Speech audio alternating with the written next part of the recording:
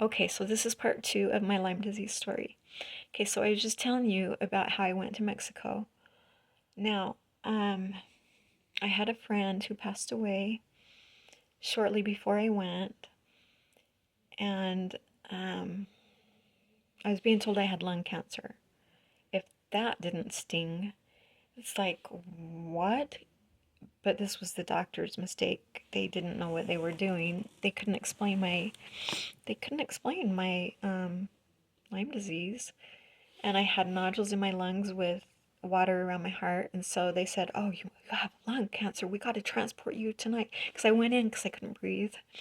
And I refused to go into another emergency room ever again because of the way I was treated the times before. But my foot zoner finally talked me into it. And she's like, "Jeannie, you could die," because my heart was really struggling and I couldn't breathe.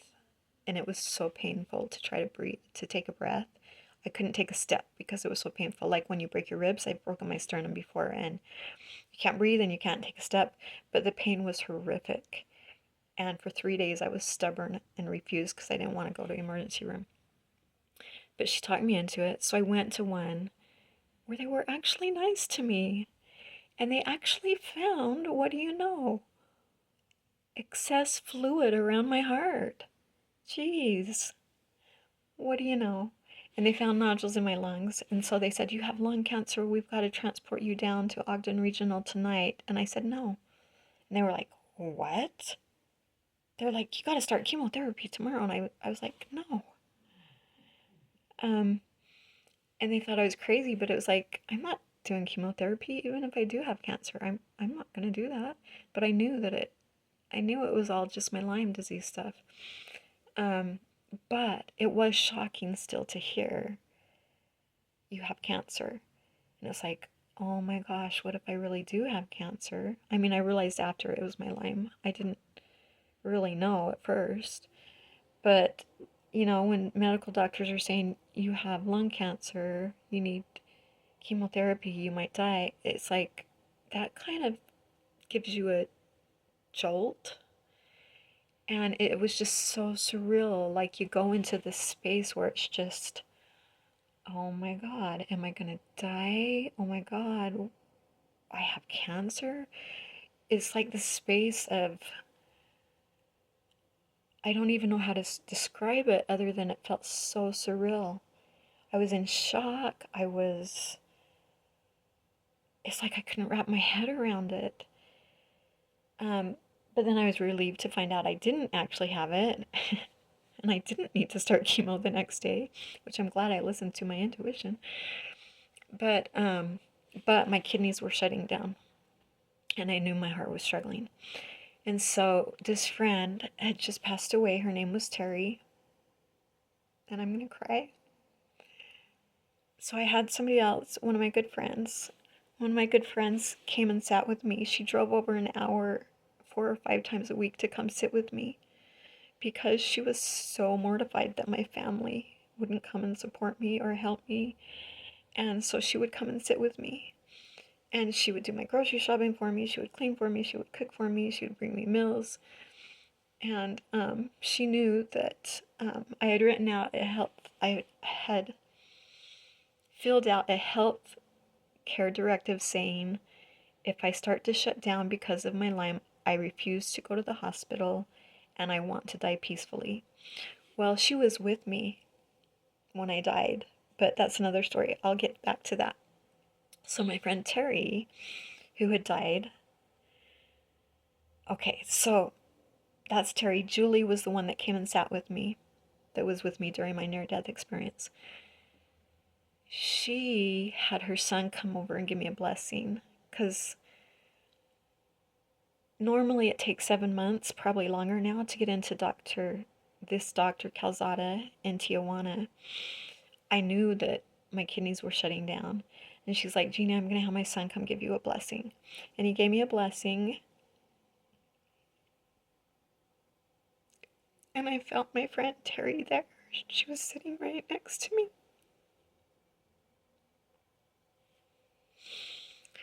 So Julie's son, after he finished the blessing, he said, "I really feel like you're supposed to go to Mexico." And I'm like, how am I going to make it work? It takes 7 months to get in, and how am I going to get there physically? I was bedridden. I was so sick.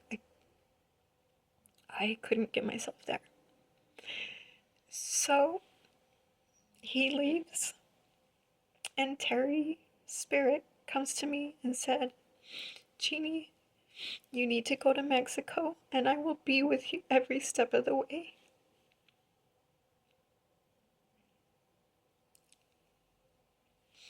So, like, a week later, some friends, one of my friends from high school had Lyme disease, and she called me and she said, okay, I was supposed to go with this group that was going to Mexico, but one of the gal's dads died, so she can't go. Do you want to go in her place? And I was like, oh my gosh, God just opened up a way for me to go.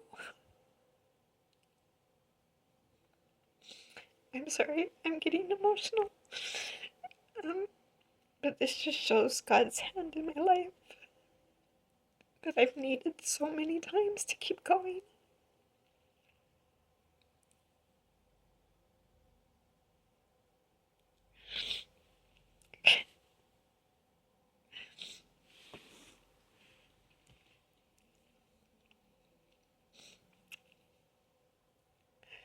I'm sorry. God opened up the way for me to go because He knew I needed to. Because He still wanted me here on the earth. And Terry, my friend who passed away, came to me in person and said, I'll be with you every step of the way. Then I get a call saying there's this opening. So a week later, I went to Mexico. I was in acute kidney failure.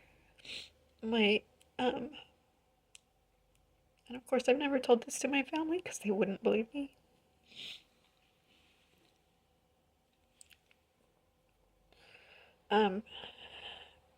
So they put a stem cell shot directly into my kidney, and it doubled my kidney function. And they told me you need to come every 2 or 3 months consistently. And so they would put shots. They did one in, they can't do one in your heart, but they did one in my heart meridian. I haven't had seizures since. My kidney function has stayed stable. I went for 3.5 years to Mexico, very consistently, but I used all my 401k from my divorce. Sorry, I don't know why I'm so emotional. But that's the money that I could be living on now. But I had to use it to keep myself alive, literally.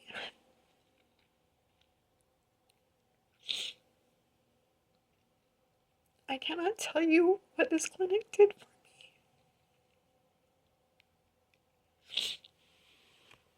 I made so many friends and felt so validated. And I got the help that I needed in a foreign country. Go figure.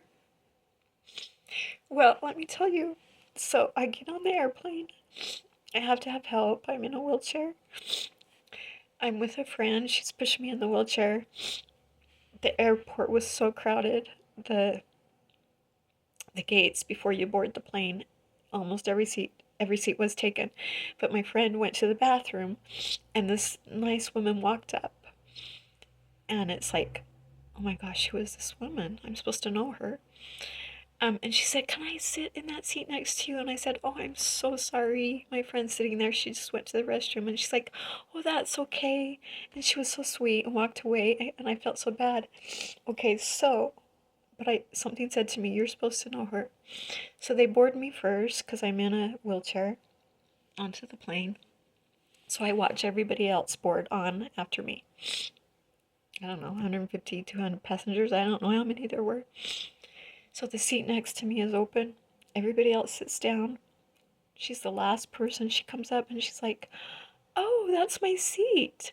And I'm like, oh, I'm so glad. I wanted to talk to you some more and get to know you more. We talked through the whole flight and we could relate to each other so much because her husband also wasn't very nice.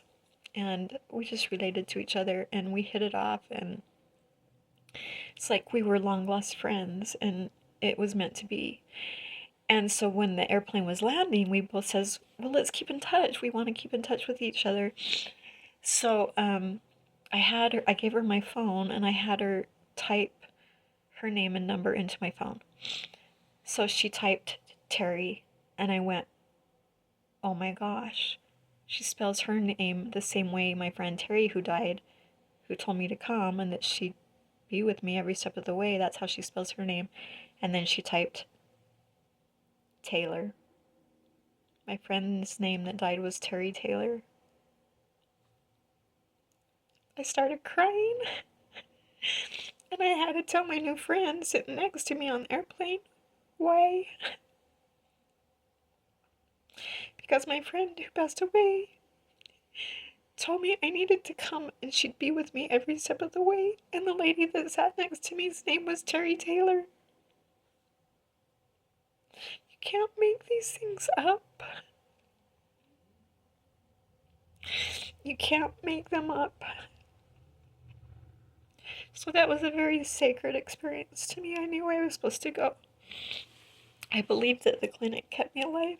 I had tried so many things and so many protocols and spent thousands and thousands of dollars and nothing worked.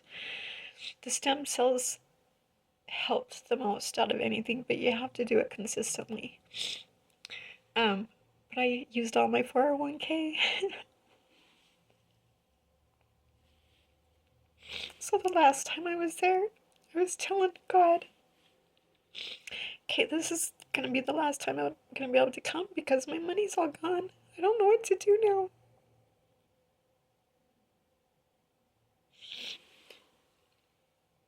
There was a gentleman.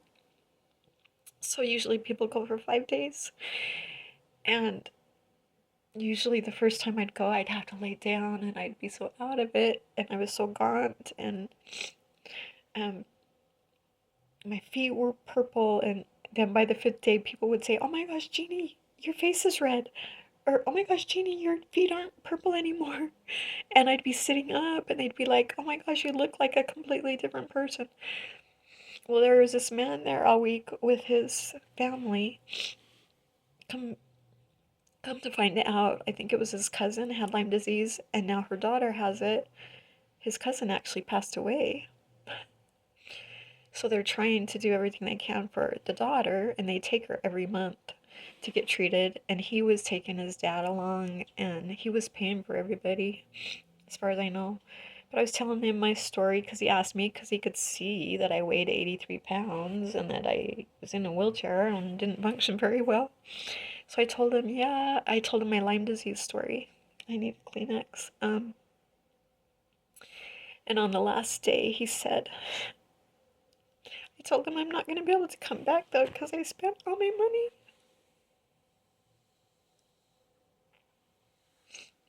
I'm sorry.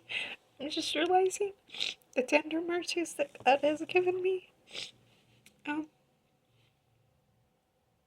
Even though it's been a horrid journey, there has been tender mercies along the way. So, he said to me, I'm going to bring you back with me the next time I come and I'm going to pay for your treatments.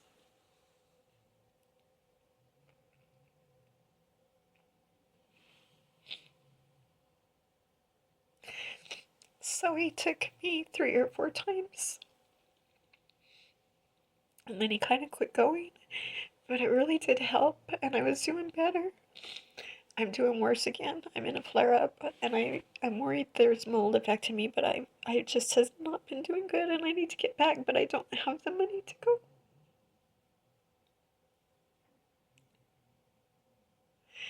go. Sorry.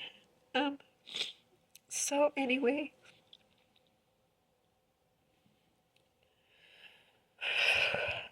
I've been trying to survive, and the only reason why I wake up is because I have beautiful grandchildren now, so I have something to live for. Because I basically plead with God on a daily basis, please just take me. I'm in so much pain, I can't do this anymore, I can't get out of bed, I can't do anything that I want to do, I can't work, I don't have money, it's too stressful to try to figure out how I'm gonna buy groceries or pay my bills. But he won't take me. But this is what happened. So 8 years ago in June, I faded so much that I did die, but I was also completely brokenhearted. I'm here to tell you somebody can die of a broken heart, especially if they're already combating a chronic illness that can kill you. Lyme disease. I had a friend that died 3 months ago of Lyme disease, and we talked and had some deep talks, and it was the same thing. Well, you look fine, you must be fine. We both got so sick of it. Well, she passed away from Lyme disease. Yes, you can actually die of Lyme disease. My family needs to hear that, but they'll never, I will never tell them my near-death experience story. So I did die. I was brokenhearted, and my body just quit. It just shut down. And my friend Julie was with me. She knew she couldn't call an ambulance or EMT or take me to the hospital because she helped me fill out my healthcare directive saying I refused to go. She helped me fill out my will. So she sat there and watched me. I was laying on the couch and she watched me fade away. The very first person.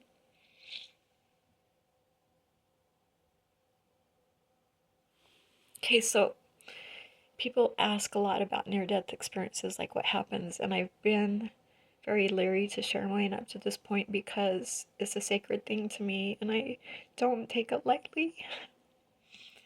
And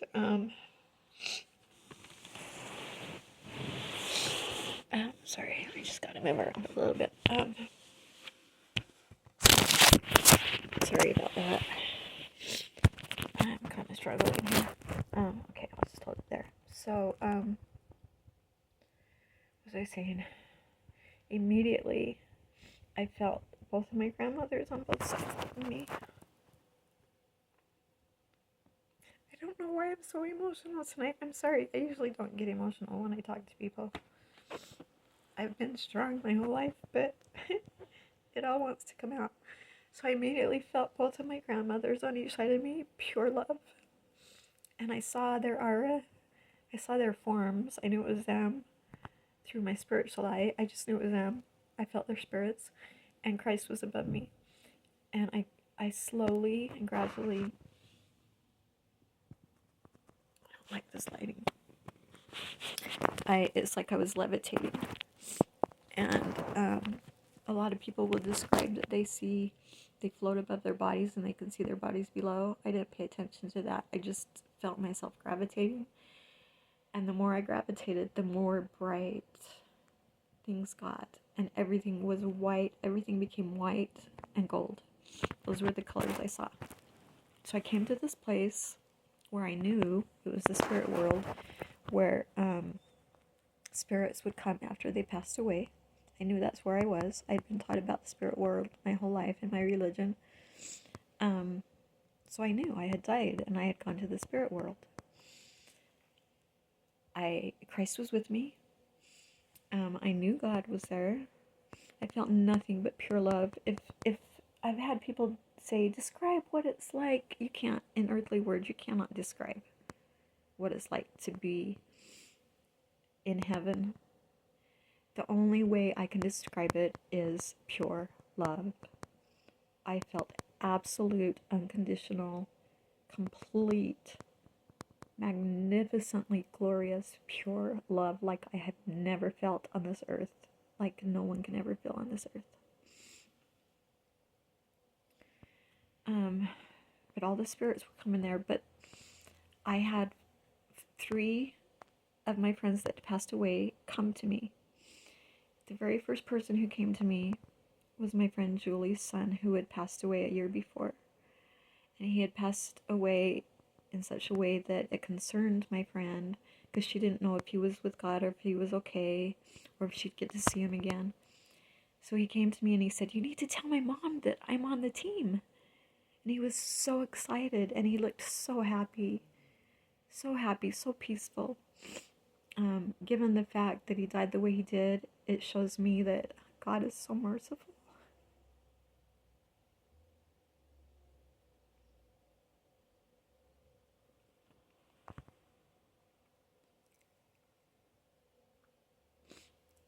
So So it was so cool. The first person that came to me was my friend Julie's son, who was sitting there with me, bless her heart. She, of all people, deserved that.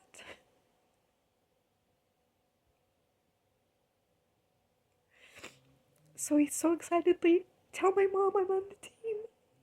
So when I came back, because God sent me back, that was the first thing I told her when I was able to talk, and she just started crying, and she said, oh my gosh. When he was a little boy, so in the Book of Mormon in our religion, there's a man named Captain Moroni who stood up for liberty, and he stood up for his country and for God and his people. And anyway, we call him Captain Moroni, and he held a flag up called the Title of Liberty. And Julie said, when my son, I'm not going to say his name because I want to protect his name, when he was a little boy, he always used to say, I want to be on Captain Moroni's team. So we bought him a Moroni helmet. And he's like, now I'm on Captain Moroni's team. So the first thing he says to me is, tell my mom I'm on the team. So that was really cool. And that was really special. And that was a way of letting her know he's okay. And he's in God's hands. And he's with God, and he's happy, and he's at peace. The second person that came to me was Terry. My friend Terry that passed away. She was beautiful. Just gloriously white. Everybody was dressed in white. We didn't speak to each other. We used telepathy, or we talked spirit to spirit, I like to say, like from heart to heart. You didn't have to use words. I saw her, talk to her for a while, and then there's a man named Steve Jennings, who I only met once. I heard an awful lot about him, but he was in a car accident in his 20s, and he was pronounced dead, and they put a sheet over his body, and then somebody saw the sheet move a little while later. So he came back to life. I don't know if he had a near-death experience, but he was still alive. They told him he would be in a wheelchair the rest of his life because of his injuries. So he was in a wheelchair for a while, but he was determined to get out of his wheelchair. So he worked so hard, and he got out of his wheelchair, and he became a runner. And if I'm remembering correctly, he was in the Olympics, and he won like a silver medal. And I don't know if this was the preliminary Olympics, I don't know. But he became a runner after he was told he'd been in a wheelchair his whole life. So I was in a wheelchair. I had been in a wheelchair for many, many years because of my illness. So I said, so like a week before my experience, Steve was hit by a car again. He was on the freeway and got a flat tire or something and got out and was struck by a car, was in a coma for 2 weeks, and then passed away. So I said to him, I'm so sorry what happened to you. And he said, no, don't be sorry, it was my time. And he said, but it's not yours. And that kind of surprised me. And I said, well, then can you help me get out of my wheelchair? And he said, yes, Jeannie, I will help you. I have not had to use a wheelchair near as much as I did for the several years before that. I only use it if I go long distances, but I can walk a lot better. I was relying on it completely. I don't have to anymore. And I was told another time Steve was my protector. I think he watches over me. And this is how I knew him. So I knew he wrote this book called The Way of the Invincible Warrior. And he went around and gave motivational speeches about how if we set our mind to it, we can do anything we want to, basically, which he was able to do. But, so I went to an event, and he was there as one of the speakers. I can't tell you how embarrassed and mortified I was. At that point, I couldn't push myself in a wheelchair, and I went to the event by myself. I was meeting people there, but I took my walker because my walker had a seat, so get this. I would turn my walker backwards and sit in the seat and push myself. Well, I had to go to the bathroom during the break. So here I was, pushing myself backwards in my walker to the restroom. And Steve comes walking up, and I'm like, oh no, he's gonna see me. He had the brightest smile. He smiled at me. The kindest smile that anyone has shared with me. And he asked me how I was doing. And I embarrassingly and reluctantly said, I'm fine, you know. But I think he knew about me because I had been invited to speak on somebody's television show to tell about my Lyme disease, and so that's why they invited me to this event, so that I could meet these other people, and hopefully they were going to do a fundraiser for me, which never happened, to try to get me more treatments, but it didn't happen. But anyway, he came to me. So, I've been thinking about getting a dog, because I live alone, and I keep thinking of a German Shepherd. You know how they have what are they called? The assistant dogs animals, what do they call them? My mind's blank. That will give you comfort or keep you calm. I keep thinking of a German Shepherd, and if I got one, I would name him either Steve or Jennings. I think I would probably name him Jennings, because he's like my protector, and my dog would be my protector. So if I do ever get a dog, I'll name him Jennings. I don't know if I will, because all my practitioners told me don't get an animal because it will make you more sick because of all their worms and germs or whatever. But I would sure like the comfort sometimes, and the security, and not being so lonely because I live by myself. And if I ever fell, heaven forbid, I'm so worried. I mean, I have fallen before, but I'm so worried about falling because I lose my balance so easy, because it's so dang painful to put my foot on the ground and try to walk, and sometimes I can't. So sometimes I will crawl on my knees or I'll scoot on my butt, but then I have the hardest time pulling myself up. It's so dang hard.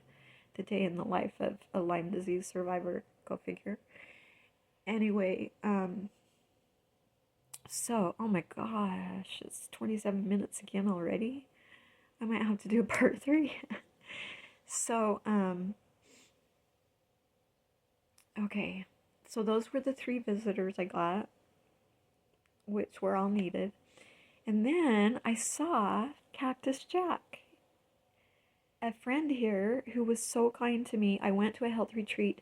He carried me everywhere. He carried me up and down the stairs for when we'd go have lunch breaks or dinner breaks.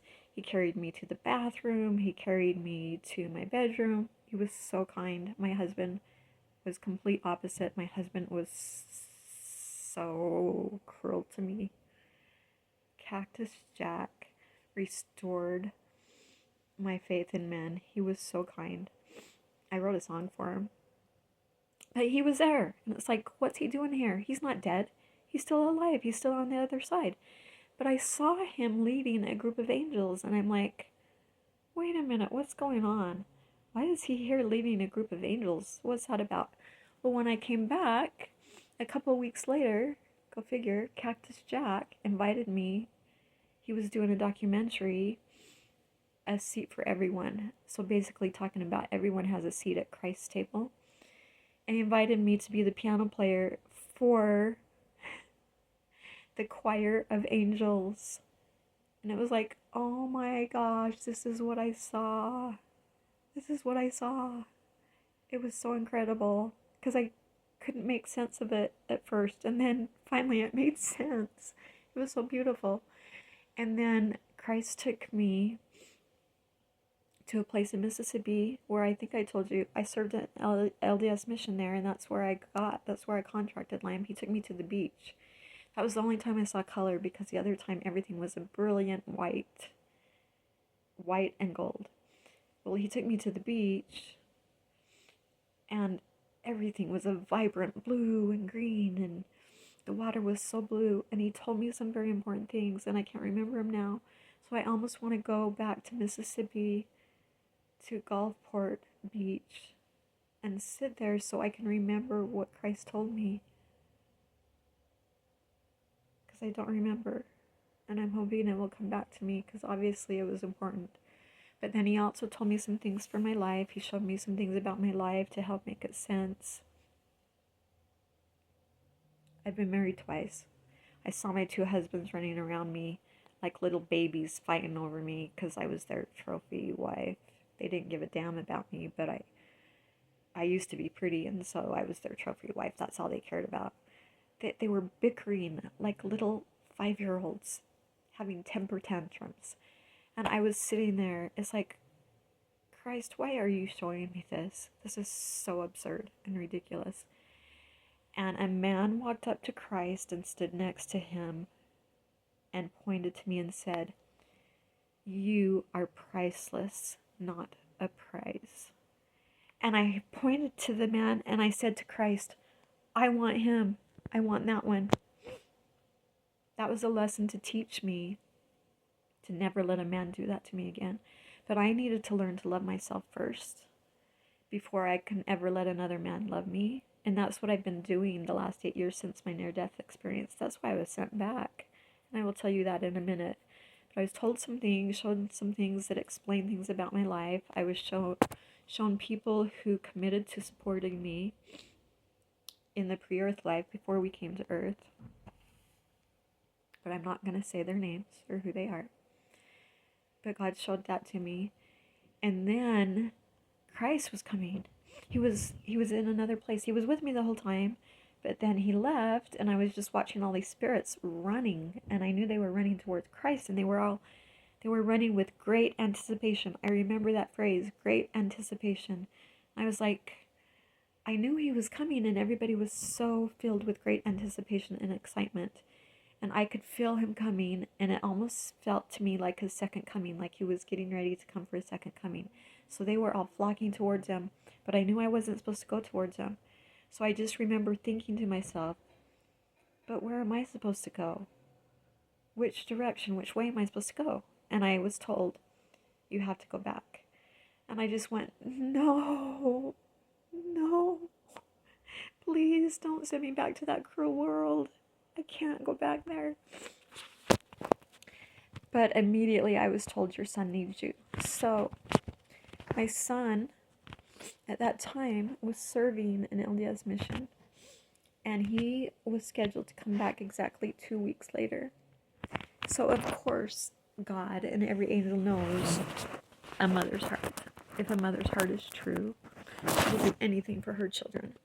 So when I was told, sorry, my arms are getting tired holding up the phone, so I keep repositioning. As soon as they said, your son needs you, I said, okay, because I'm going to do anything for my kids. So I was willing to come back to this cruel world that tortured me and crucified me. Oh my God, I have so many other stories I could tell, but I'm not going to. But that was the first time I felt God's love for me.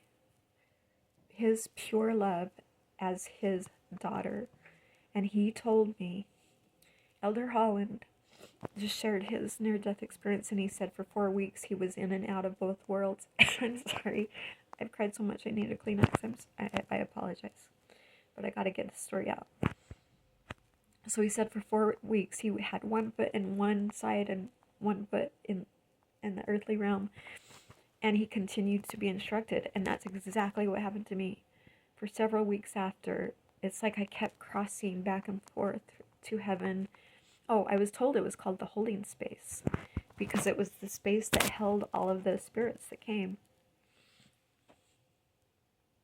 That's what I was told, so that's what I'm writing my book. That's what I'm going to entitle it. I'm sorry. I'm going to stop this as part 2 and go blow my nose so that I don't gross you out, and then I'll do a part 3.